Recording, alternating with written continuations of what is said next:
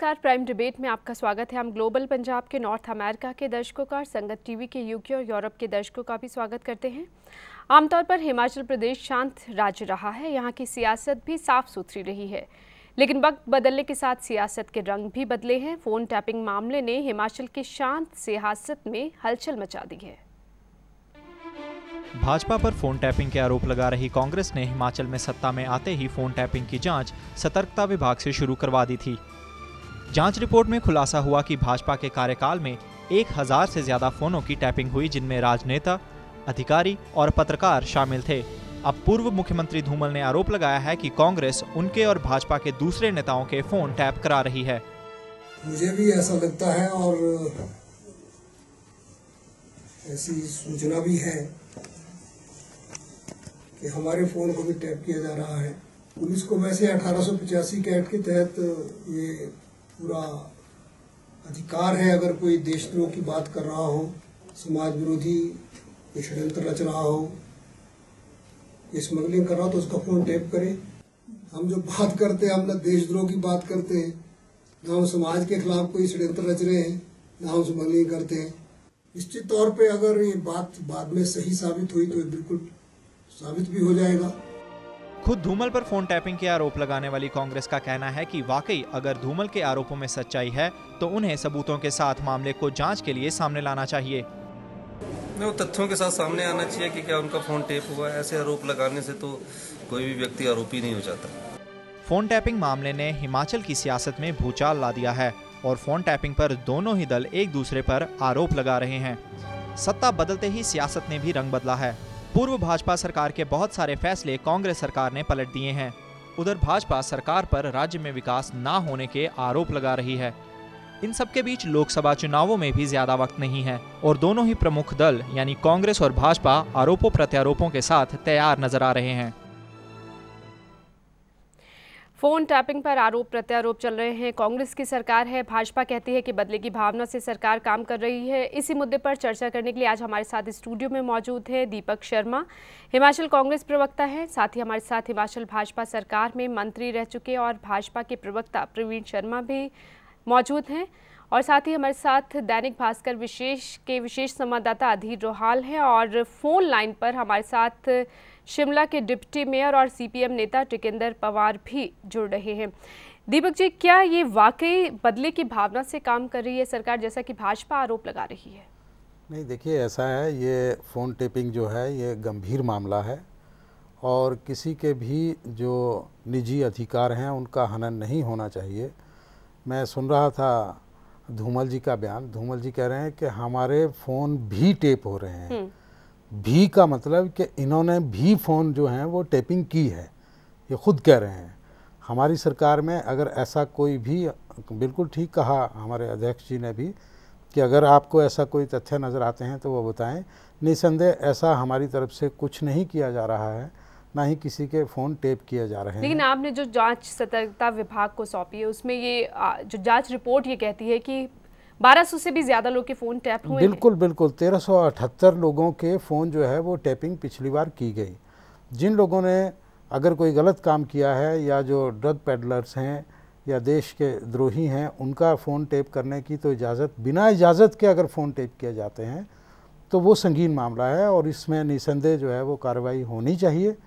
और अगर ऐसा हुआ है जैसा कि जांच रिपोर्ट में कहा गया है कि हाँ फ़ोन टैप हुए हैं, तो पिछली सरकार ने अगर ऐसे फ़ोन टैप किए हैं किसी भी भावना के साथ तो वो निसंदेह दोषी हैं। अभी तो कुछ अनजान शख्स के खिलाफ मामला दर्ज हुआ है। प्रवीण जी, अब आप कह रहे हैं कि कांग्रेस फ़ोन टैप करा रही है, क्या है ये सारा मामला? देखिए, इस मामले को पॉलिटिकलाइज करने की कोशिश की जा रही है कांग्रेस के द्वारा। वास्तव में देखा जाए तो इस फोन टैपिंग से बीजेपी या कांग्रेस का कुछ लेना देना नहीं है जी। ये एक एडमिनिस्ट्रेटिव प्रक्रिया है। पर ये आरोप तो ये लग रहा है कि धूमल सरकार के दौरान हुए फोन टैप। हाँ, मुझे जरा बात करने देंगे जी। ये एक एडमिनिस्ट्रेटिव प्रक्रिया है।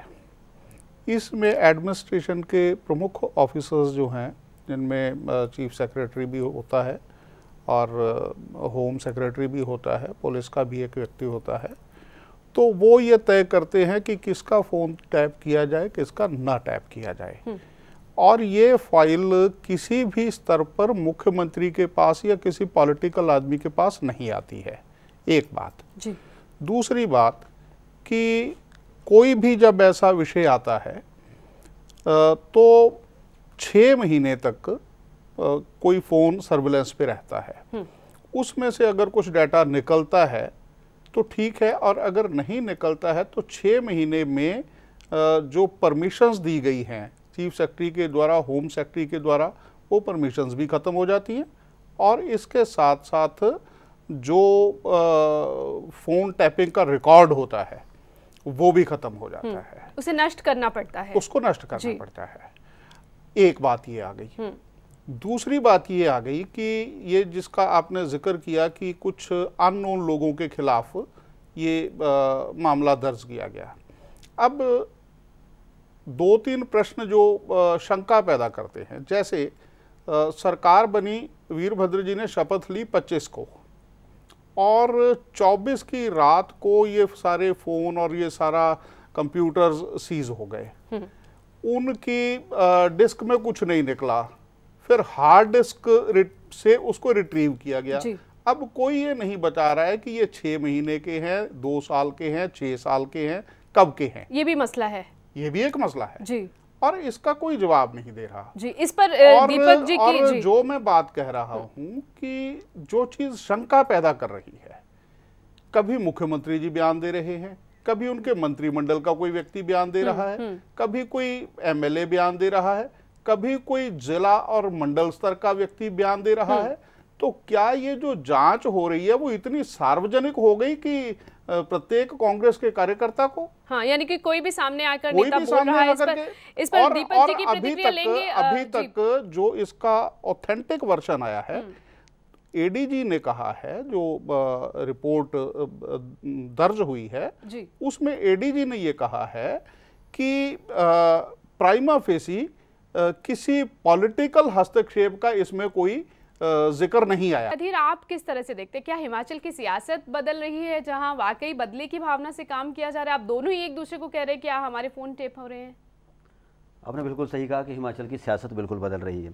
तमिलनाडु, पंजाब या उत्तर प्रदेश जो दूसरे राज्य हैं, और उनसे जो निकली चीज़ें हैं वो हम अडॉप्ट करने जा रहे हैं। अब इसमें निकलेगा कुछ नहीं। 2003 की बात करें हम, सत्ता परिवर्तन हुआ, कांग्रेस सत्ता में आई, उस टाइम नौकरियों की बात हुई कि उस पर कंप्यूटर पे पड़ा है, आज तक वो जिन बाहर नहीं निकाल सके ये लोग।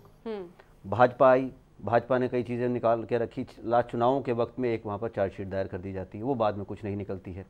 सीधी सी बात राजेंद्र जी ये है कि हिमाचल के राजनीतिक दल, चाहे भाजपा है या कांग्रेस, जनता से जुड़े सरकारों से कटते जा रहे हैं और आप इसमें कुछ ऐसे इशू सामने आ रहे हैं हमारे पास जिनसे आम जनता का कोई लेना देना नहीं है। और आम जनता भी इन चीजों को मान चुकी है कि हमारे इनसे सरोकार नहीं जुड़े, ध्यान ही नहीं देती इन चीजों। जनप्रतिनिधि जो चुने जाते हैं आम लोगों का काम करने, क्या ये मुद्दे पीछे छूटते जा रहे हैं?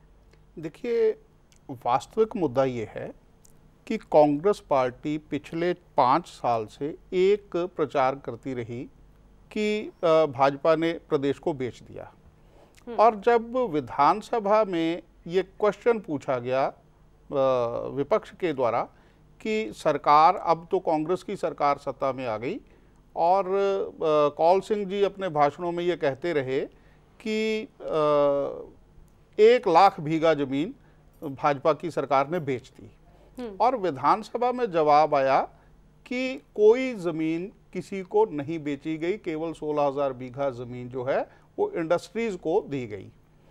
और इसी प्रकार से कांग्रेस पार्टी ने अपने मैनिफेस्टो में ये कहा कि हम आएंगे तो हम बेरोजगारों को बेरोजगारी भत्ता देंगे, और 36 किस्म के दावे उन्होंने किए। अब ना तो वो बेरोजगारी भत्ता दे पाए, ना वो युवाओं के लिए कुछ कर पाए, ना वो पीटीए वालों के लिए कुछ कर पाए। अब इस सब को कवर अप करने के लिए एक बिगर स्टोरी चाहिए। तो वो बिगर स्टोरी क्या है कि भाजपा के राज में तो फोन टैपिंग में। दीपक जी, क्या जो प्रवीण शर्मा जी आरोप लगा रहे हैं, मैं उनसे भी पूछ लूं कि वाकई जो आप आरोप लगा रहे हैं क्या वो सच है कि लोगों के मुद्दे पीछे छूट गए? एक minute please, let me finish. अब हमारे पूर्व मुख्यमंत्री जी, हमारे धूमल जी ने ये कहा कि अगर कोई टेलीफोन टैपिंग हुई है और ये प्रूव हो जाता है तो हैंग भी, लेकिन क्योंकि उन लोगों से आप जांच करवा रहे हो जो आपके मातहत हैं, तो क्यों ना जांच जांच सौंपी गई है। उन्होंने कहा कि हाई कोर्ट के सिटिंग जज से इसकी जांच करवाई जाए। तो अगर कांग्रेस बिल्कुल पाक साफ है तो उनको चाहिए कि हाई कोर्ट के किसी सिटिंग जज से जांच करवाएं। दीपक जी, दो मामले आपके सामने, एक तो जो आम लोगों से जुड़े आप लोगों ने वादे किए हैं वो भाजपा का कहना है कि पूरे नहीं हुए, दूसरा ये जो फोन टैपिंग के मामले की जांच है वो क्यों नहीं सिटिंग जज से करवाई जाती? नहीं, बात ये है कि सरकार की जो एजेंसियां हैं वो इस पे जांच जो हैं वो करके अपनी रिपोर्ट दे रही हैं, लेकिन मैं जो प्रवीण जी ने बात कही कि धारा 118 का आरोप लगाया कि 1 लाख बीघा ज़मीन बेच दी है। नहीं, धारा 118 नहीं, हिमाचल की ज़मीन। कांग्रेस ने ये कहा कि Himachal is on sale and after that they could not prove it in on the floor of the house, विधानसभा में। लेकिन विधानसभा में वो प्रूव नहीं कर पाए। नहीं, उस बात पे मैं ये कहना चाहता हूँ कि हमारा कहना उस वक्त भी यही था, आज भी यही है कि हिमाचल प्रदेश को हमने ये नहीं कहा कि सरकारी तौर पर ये ज़मीन बेची गई। जितनी यूनिवर्सिटीज बनी है ये कहीं डिफाइन नहीं किया। कौल सिंह जी ने जब कहा, वीरभद्र जी ने जब कहा, सब किसी ने कहा, आपने तो उन्होंने यही कहा कि हिमाचल बेच दिया। बिल्कुल, जितनी यूनिवर्सिटीज आपने बनाई, उन यूनिवर्सिटीज को जो जमीन दी गई वो जमीन पहले खरीदी गई अपने आदमी द्वारा, जिनको पता था कि हमने यूनिवर्सिटीज लानी है। दीपक जी, विधानसभा की कार्रवाई पे है कि किसी यूनिवर्सिटी को सरकार ने 1 इंच भी जमीन नहीं दी है। मानते हैं, ये ऑन रिकॉर्ड है। देखिए, अब सरकार ने नहीं दी, ये बात तो हम भी कह रहे हैं। इस रिकॉर्ड को तो आप मत झुटलाइए ना। देखिए, जो जमीन दी वो सरकार ने बयानों नहीं में दी। कितनी सच्चाई है ये उस बात की जांच हो रही है जी। जांच ये है कि वो जो ज़मीनें दी गई वो इतने सोचे समझे तरीके से बेची गई, हिमाचल की ज़मीनें, कि वो ज़मीनें पहले उन मंत्रियों ने लोगों से खरीदी, गरीब किसान से ज़मीन खरीद गए, उनको पता है कि हमने यूनिवर्सिटीज़ लानी है। उसके बाद यूनिवर्सिटीज़ वाले बुलाए गए और वही ज़मीन जो उन्होंने 1000 रुपये मरला खरीदी वो 5-5 लाख रुपये मरला जो है वो ज़मीन वहाँ पे उन्होंने उन लोगों को बेची प्राइवेट तौर पे। उसकी परमिशन धारा 118 के तहत उन्होंने ली। हम ये नहीं कह रहे हैं कि सरकारी ज़मीन उनको दी, आप ठीक कह रहे हैं प्रवीण जी, लेकिन जो प्राइवेट लोगों से ज़मीन लेकर आगे उन्होंने जो है वो उन लोगों को बेची, उसमें हिमाचल प्रदेश की लाखों, बिल्कुल 1 लाख बीघा, 1 लाख समथिंग बीघा जो है ज़मीन हिमाचल प्रदेश की जो है वो बाहरी लोगों को बेची गई है। एक पंचायत में 5-5 यूनिवर्सिटीज हैं। इस वक्त शिमला से हमारे साथ सीपीएम नेता टिकेंद्र पवार भी जुड़ चुके हैं। टिकेंद्र जी, किस तरह से देखते हैं आप, भाजपा ये कह रही है कि कांग्रेस जो है वो बदले की भावना से काम कर रही है, अब भाजपा खुद कह रही है कि कांग्रेस उनके फोन टैप करा रही है, पहले कांग्रेस कह रही थी कि बीजेपी उनके फोन टैप करा रही है। देखिए, एक बात तो साफ है कि फोन टैपिंग तो निश्चित रूप से हुई है भाजपा के समय में, और बहुत व्यापक रूप से हुई है, और खुद हमारे फोन भी टैप हुए हैं, क्योंकि पुलिस वाले खुद ही बताते थे कि आप लोग भाई सर्वेलेंस में हो, फोन टैप आपके किए जा रहे हैं। तो ये तो मतलब उनकी टैपिंग का हालत थी।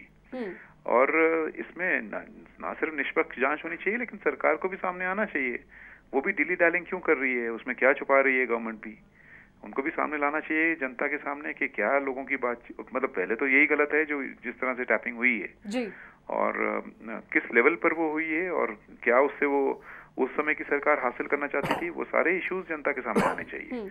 और जनता ने तो अपना निर्णय दे दिया, सबक सिखा दिया भाजपा को। एक और जमीनी सौदों को लेकर भी अभी हम चर्चा कर रहे थे, इस पर भी आरोप लग रहे हैं, कांग्रेस बीजेपी पर आरोप लगाती रही है और दोनों ही सरकारों के वक्त में एक दूसरे पर आरोप लगते रहे हैं। बिल्कुल। देखिए, हम यही कह रहे हैं कि कांग्रेस इस समय में पूरे भाजपा के नक्शे कदम पर ही चल रही है, और वो सिर्फ जमीनी सौदों को बात करने के लिए बात कर रही है, कुछ सीरियसली उसको नहीं डील कर रही है। और कांग्रेस तो मतलब भाजपा ने जो किया वो तो तबाही थी हिमाचल में। और अगर आपको याद होगा तो भाजपा के मतलब जनसंघ के जमाने से कभी राज्य के साथ इनका इंटरेस्ट भी नहीं रहा, इसलिए स्लोगन देते थे स्टेट हुड मारो ठोड वेरी गुड, जाना जाना सी पंजाब वापस जाना। और उसके लिए सबसे बड़ा रोड़ा था जो हमारा लैंड रिफॉर्म टेनेंसी एक्ट है, जो धारा 118 है, जिसमें गैर कृषक जमीन नहीं खरीद सकता जी। तो इतने रैम्पंट तरीके से उसकी वायोलेशन हुई है यहाँ पर, उसमें एक तो बेनामी ट्रांजैक्शंस हुए हैं, जिसमें सरकार जिसकी जिम्मेवारी थी हिमाचल के लोगों की जमीन बचाती, वही भाजपा की सरकार फैसिलिटेटर के रूप में काम कर रही थी। टिकेंद्र जी इस पर हम प्रतिक्रिया ले लेते हैं। प्रवीण शर्मा जी हमारे साथ हैं। आज अगर कांग्रेस आप देखेंगे तो कांग्रेस पार्टी तो बोल रही है हम तो एफडीआई लाने वाले हैं रियल एस्टेट में। मतलब हाउसिंग में एफडीआई लाने वाले का मतलब क्या है कि वो रियल एस्टेट को और स्पेकुलेट करेंगे। तो मतलब वो तो एक भी और कदम और आगे जाना चाह रही है कांग्रेस पार्टी। जी, दोनों के ही प्रवक्ता हमारे साथ हैं। हम इस पर रिएक्शन ले लेते हैं। प्रवीण जी, एक तो जमीनी सौदों पर अब सीपीएम भी आरोप लगा रही है कि वाकई अनियमितताएं बढ़ती गई हैं। देखिए, इन्होंने एक बड़ी आपत्तिजनक बात कही है। जो स्टेट्स के रीऑर्गेनाइजेशन के टाइम पे इन्होंने जनसंघ पर जो आरोप लगाया है, ये आरोप अनेक बार गलत प्रूव हो चुका है और मुझे कहना नहीं चाहिए, विचारधारा के स्तर पर हमको लड़ाई लड़ने की ज़रूरत है। इस प्रकार के आरोप और प्रत्यारोप मुझे लगता है नहीं लगने चाहिए। और हम तो हिमाचल और पंजाब की बात कर रहे हैं, लेकिन मैं टिकेंद्र जी से कहता हूं कि आप तो रशिया और चाइना की भाषा बोलते हैं। आती नहीं है? हम तो हिमाचल और पंजाब भारत की बात तो करते हैं। और दूसरी बात जो ये कह रहे हैं, देखिए, भाजपा के समय में जब कांग्रेस पार्टी ने ये आरोप लगाया था तो धूमल जी की सरकार ने एक आयोग बनाया था, एक जस्टिस की चेयरमैनशिप में। ठीक है। और ये कहा था भी अगर किसी को उसमें कोई शंका है, किसी को कोई शिकायत है, तो वो उस आयोग के पास जाएं और शिकायत दर्ज करवाएं। टिकेंद्र जी, क्या कोई शिकायत आप सीपीएम ने दर्ज कराई थी? सीपीएम ने कोई शिकायत दर्ज करवाई, ना कांग्रेस पार्टी ने कोई शिकायत दर्ज करवाई। हम आयोग को ही फ्रॉड मानते हैं। देखिए, सीधी सी बात ये है, आयोग पर यकीन नहीं है, एकदम आयोग को पूरा एक आंख में धूल झोंकने वाली बात थी। और जहाँ तक वो है, हमारे रिट पिटीशन है हाई कोर्ट में। हाई कोर्ट में हमने अपनी बात ले गए हैं। हाई कोर्ट ने प्रूव हुआ है कि प्राइमा फेसाई डिप्टी कमिश्नर का जो स्टेटमेंट आ गई है कि शिमला में बहुत सारे सौदे जिसमें हम लोगों ने रिट पिटीशन फाइल की है, प्राइमा फेसाई वो केस जो है बेनामी ट्रांजैक्शंस के सामने आ गया है। ऐसी बात नहीं कि सामने कुछ नहीं आया है। अभी ये न्यायिक प्रक्रिया में अगर इनकी कोई पिटीशन है तो वो न्यायिक प्रक्रिया में चल रही है। लेकिन मैंने जो प्रश्न किया कि भाजपा ने तो, भाजपा की सरकार ने तो इस पर आयोग बनाया, ना कांग्रेस का कोई व्यक्ति सामने आया, ना कम्युनिस्टों का कोई व्यक्ति। हुई है वो बिल्कुल फ्रॉड, वो आयोग ही फ्रॉड था। अगर आप उसको देखेंगे। देखिए, अब आप भाषा पे जरा ध्यान दीजिए कि आयोग भी फ्रॉड है, सरकार भी फ्रॉड है। अगर सच्चा कोई है, टिकेंद्र जी हमारे साथ अधीर रोहाल भी है, सच्चा है तो सिर्फ टिकेंद्र जी सच्चे हैं और कोई सच्चा है नहीं। अधीर जी, आप क्या कहेंगे? सारी चर्चा आप सुन रहे हैं, अब आपकी एक निष्पक्ष राय जानना चाहेंगे। राजेंद्र जी, बात तो एक साफ है कि चाहे फोन टैपिंग है या लैंड डील है, टिकेंद्र की बात बिल्कुल सही है कि भाजपा है या कांग्रेस, दोनों एक दूसरे के नक्शे कदम पर चल रही हैं इस वक्त। अगर भाजपा के समय में फोन टैप हुए, जब आपने इसमें अपनी एफआईआर दर्ज की, तो उसमें अननोन लोगों के नाम क्यों आए? आप दिसंबर में सत्ता संभालने के बाद, कांग्रेस नाम सामने नहीं ला रही? नहीं, उनके पास है नहीं कुछ, मुझे नहीं लगता कि कांग्रेस के पास, प्लीज बात पूरी होने दीजिए, या तो कांग्रेस के पास है नहीं या हशअप है, ये क्लियर। दूसरी तरफ बात करें भाजपा की, तो भाजपा भी किसी मुद्दे पे अगर स्ट्रांगली आप ऑपोजिशन आप बात करते हो कि हमने ऐसा किया है और ये बिल्कुल हमारा स्टैंड सही था, तो पिछले 6 महीने में भाजपा भी कुछ नहीं कह पाई। फिर अब बात, अगर दूसरी बात करें हम एजुकेशनल इंस्टीट्यूशंस की, कि भाजपा ने चलिए मान लिया इतनी लैंड माफिया को बेच दिया, जो भी आरोप लग रहे हैं, तो कांग्रेस पिछले 6 महीने में कोई कॉन्क्रीट चीज देश प्रदेश की जनता के पास क्यों नहीं ला पाई? क्योंकि कांग्रेस के पास एक पूरा सिस्टम क्या है, किया कांग्रेस ने? दीपक जी, ऐसा नहीं है, मैं यही कहना चाह रहा था। फोन टैपिंग में ही उलझे हुए हैं आप लोग, आगे बढ़ ही नहीं रहे। पे भी और जो डील्स के, इसके लैंड डील्स के मामले हैं, उनके ऊपर भी कांग्रेस ने जो एसआईटी बनाई है, हमारे प्रदेश की जो एजेंसीज जांच हैं, अभी चल रही है, बिल्कुल चल रही है। और जांच एजेंसियां 7 महीने हो चुके आपको सत्ता में आए हुए। अभी तो 7 महीने में देखिए, आपके जब इतनी बड़ी षड्यंत्र सुनियोजित तरीके से किया गया हो, पूरी हिमाचल की सीमाएं आप देखिए वो बेच दी गई हैं, और उनको पूरे मैं बार बार कह रहा हूँ, इसको मिक्स ना किया जाए। क्या करने वाली अब कांग्रेस इस पर? कांग्रेस इसके ऊपर जो भी दोषी हैं उनके ऊपर कार्रवाई होगी, और प्रदेश की जो हमारी एजेंसीज हैं, जांच एजेंसियां, वो पूरी तौर पे सक्षम हैं जो बीजेपी कह रही है कि उससे जांच करवाओ, उससे जांच करवाओ, हमारी एजेंसियां प्रदेश बीजेपी न्यायिक जांच की मांग कर रही है। प्रदेश की एजेंसियां पूर्णतः सक्षम हैं इसकी जांच करने में, और जांच करने के बाद खुद सामने आ जाएगा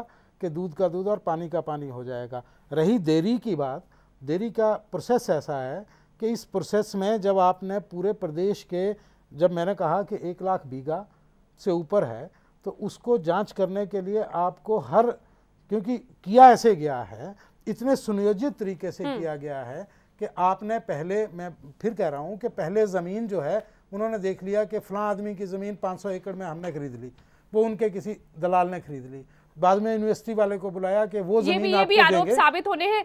दीपक जी, एक बहुत, टिकेंद्र जी हमारे साथ जुड़े हुए। टिकेंद्र जी, एक बहुत अहम सवाल अधीर रोहाल जी ने उठाया था कि आम लोगों के जो मुद्दे हैं, उनके जो सरोकार हैं, वो पीछे छूटते जा रहे हैं इन सब के बीच। ये भाजपा और जो कांग्रेस सियासत का खेल खेल रही है, उन सब के बीच। बिल्कुल सही बात है। मतलब इसीलिए तो आप बोलिए, मतलब फोन टैपिंग है इशू, लेकिन जो real issues of common man हैं, जो हिमाचल में सबसे महत्वपूर्ण है, उस पे आज डिस्कशन उस तरह से नहीं आ पा रही है। क्या लगता है कौन से अहम मसले हैं आम लोगों के जो पहले सुलझने चाहिए? देखिए, सबसे अहम मसला अगर आज आप देखेंगे तो एम्प्लॉयमेंट सबसे बड़ा इशू बनता जा रहा है हिमाचल प्रदेश में, बेरोजगारी। क्योंकि देखिए, मतलब हिमाचल की खूबसूरती यही थी कि जो परमार साहब के जमाने से बना, सर्विस सेक्टर में सबसे बड़ी इन्वेस्टमेंट हिंदुस्तान में एक राज्यों में से अगर गिना जाए तो उसमें हिमाचल में हुई है। और इसीलिए आप देखेंगे 100% इलेक्ट्रिफिकेशन हमारा 80 के दशक में हो गया, लेकिन आपने बड़ी मात्रा में रोजगार पैदा किया। और इसी तरह से हेल्थ आप देखेंगे, गांव-गांव तक आपके पास हेल्थ सेंटर हैं, आपके पास गांव-गांव तक स्कूल्स हैं। लेकिन आज क्या हो रहा है, गवर्नमेंट के विड्रॉल से जो हेल्थ सेंटर आप देखेंगे खाली पड़े हैं, वहाँ कोई स्वास्थ्य की सुविधाएं नहीं है। शिक्षा में भी यही हालत है, शिक्षा की जो स्कूल्स हैं लेकिन वो खाली पड़ी बिल्डिंग्स हैं। और पिछली गवर्नमेंट ने तो 1200 स्कूल कहा था हम बंद ही कर देंगे क्योंकि उसमें विद्यार्थी नहीं आ रहे हैं। तो ये जो विड्रॉल स्टेट का आज हो रहा है, 149 स्कूल बंद हुए थे जिन्हें दोबारा कांग्रेस ने शुरू कर दिया खोलने की बात है, लेकिन जो कॉलेजेस, लेकिन जो नए कॉलेजेस खोलने की बात बीजेपी ने कही थी वो इन्होंने बंद कर दिए। तो इसी मतलब दोनों की तरफ आप इशारा कर सकते हैं। लेकिन ये मैं समझता हूँ सबसे महत्वपूर्ण सवाल आज हिमाचल में है, जिसके साथ रोजगार भी जुड़ा हुआ है, क्योंकि यहाँ सर्विस बेस्ड इकोनॉमी है ये पूरी हिमाचल प्रदेश। और इस पे अगर फोकस नहीं किया जाएगा मतलब आने वाले दिनों में, तो बहुत बड़े संकट में हिमाचल प्रदेश आगे बढ़ता जा रहा है, जिसमें आपका शिक्षा, स्वास्थ्य, रोजगार, ये तीनों पर सबसे बड़ा आज हमला हो रहा है। और आप लगाएं 60 लाख की, मतलब 65 लाख की आबादी में हमारे पास 12 लाख से ऊपर रजिस्टर्ड अनएम्प्लॉयड है।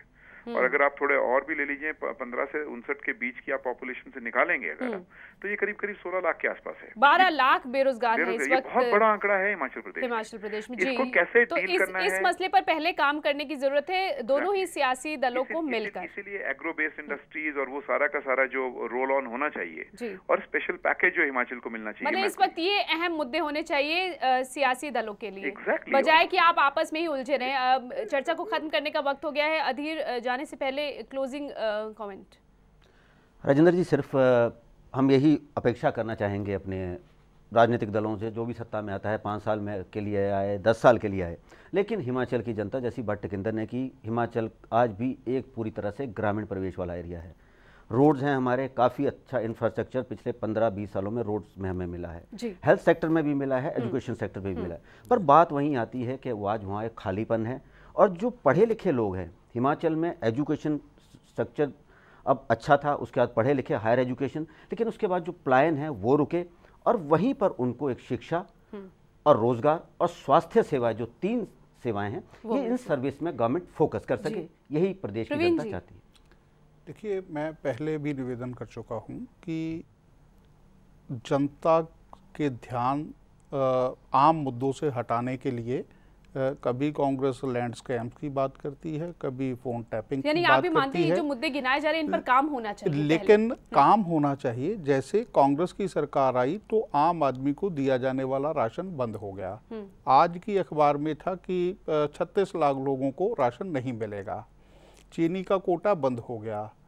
पीटीए की आश्वासन दिए थे, उनके लिए कुछ नहीं किया गया। ये पहले भी बेरोजगारी के मुद्दे पर सरकार कुछ नहीं कर पाई। दीपक जी से आप फाइनल कमेंट ले लेते हैं। दीपक जी, और केंद्र की कांग्रेस के लोग बड़ी धौंस दिखाते थे जब बीजेपी की सरकार थी। अब 7 महीने हो गए, 2500 करोड़ का नुकसान हो गया किन्नौर के अंदर। 1.25 महीने से ऊपर हो गया, लेकिन आज तक दिल्ली से वीरभद्र सिंह जी का पत्राचार चल रहा है, आना जाना चल रहा है, हुआ है। दीपक मिला जी, कुछ आपको नहीं। भी लगता है कि अपने तो आपसी लड़ाई से ऊपर उठकर आपको आम लोगों के हितों के लिए काम करना जरूरी है? देखिए, ये सरकार पूर्णतः प्रदेश के चौमुखी विकास के लिए संकल्प है, वचनबद्ध है। और जहाँ तक इन्होंने बात की पीटीए शिक्षक की, उन सबको पक्का करने का कांग्रेस जो है वो अपना निर्णय ले चुकी है। हमने ये अपने चुनाव घोषणा पत्र में कहा था।